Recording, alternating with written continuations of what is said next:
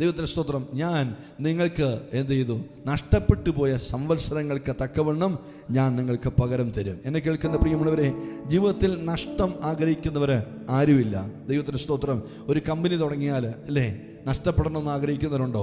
ഒരു ഹോസ്പിറ്റൽ തുടങ്ങിയാൽ, നിങ്ങളൊരു ഷോപ്പ് തുടങ്ങിയാൽ അല്ലേ, ദൈവത്തിന് നിങ്ങളൊരു ബിസിനസ് തുടങ്ങിയാൽ, നിങ്ങൾ എന്തെങ്കിലും ഒരു കാര്യം ചെയ്താൽ അത് നഷ്ടമായി തീരണമെന്ന് ആഗ്രഹിക്കുന്നവരാരും ഈ ലോകത്തിലില്ല.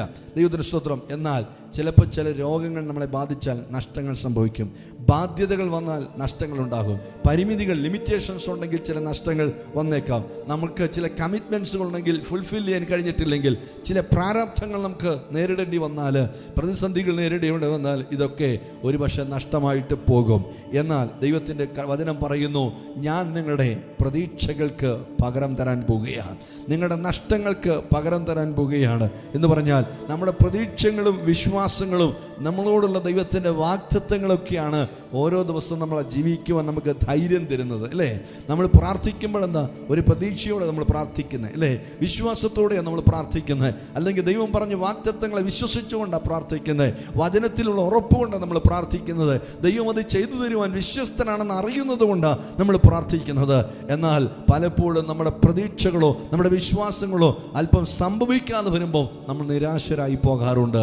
എന്നാൽ പറയട്ടെ, ദൈവത്തിൻ്റെ വചനം 2023 നിങ്ങൾക്ക് എന്തെല്ലാം സംഭവിച്ചിട്ടുണ്ടോ അതൊക്കെ അങ്ങ് മറന്നേക്ക്, അതിനെ ഒരു അടഞ്ഞ അധ്യായമായി മാറ്റിവിട്. കർത്താവ് ഈ പുതിയ വർഷത്തിൽ നിന്നോട് പറയുന്നു, നിന്റെ നഷ്ടപ്പെട്ടു പോയ സംവത്സരങ്ങൾക്ക് തക്കവണ്ണം ഞാൻ നിനക്ക് പകരം തരുന്ന സർവശക്തനായ ദൈവമാ. ഇനി പണ്ടുള്ളതിനെ ഓർക്കേണ്ട, പഴയതിനെ ഓർത്ത് നീ കരയണ്ട. ഇതാ ഞാൻ നിനക്ക് വേണ്ടി പുതിയതൊന്ന് ചെയ്യുവാൻ വിശ്വസ്തനാണ് എന്ന്. കഴിഞ്ഞ നാളുകളിൽ ബുദ്ധി കുറവായിരുന്നു, കർത്താവ് നിനക്ക് ബുദ്ധി കൂട്ടിത്തരാൻ പോവുകയാ. ദൈവത്തിന് സ്തോത്രം. നീ ഒത്തിരി ഞെരുകിയോ? ഈ വർഷം നിന്റെ ഞെരുക്കം നമ്പുരാൻ മാറ്റാൻ പോവുകയാ. നിനക്കുണ്ടായിരുന്ന മുന്തിരിവള്ളി അതൊരു അല്പമേ ഉള്ളായിരുന്നു, അല്പം സന്തോഷം ഉണ്ടായിരുന്നുള്ളൂ, അല്പം ആനന്ദം ഉണ്ടായിരുന്നുള്ളൂ, അല്പമേ അനുഭവിക്കാനുണ്ടായിരുന്നുള്ളൂ. അതിൽ പരിമിതികളേറെ ഉണ്ടായിരുന്നു. എന്നാൽ പരിമിതികളെ അത് മാറ്റിത്തരുന്ന സർവശക്തനായ ദൈവം ഈ വർഷം നിനക്ക് തൃപ്തി വരുത്തുന്ന സർവശക്തനായ ദൈവമാ.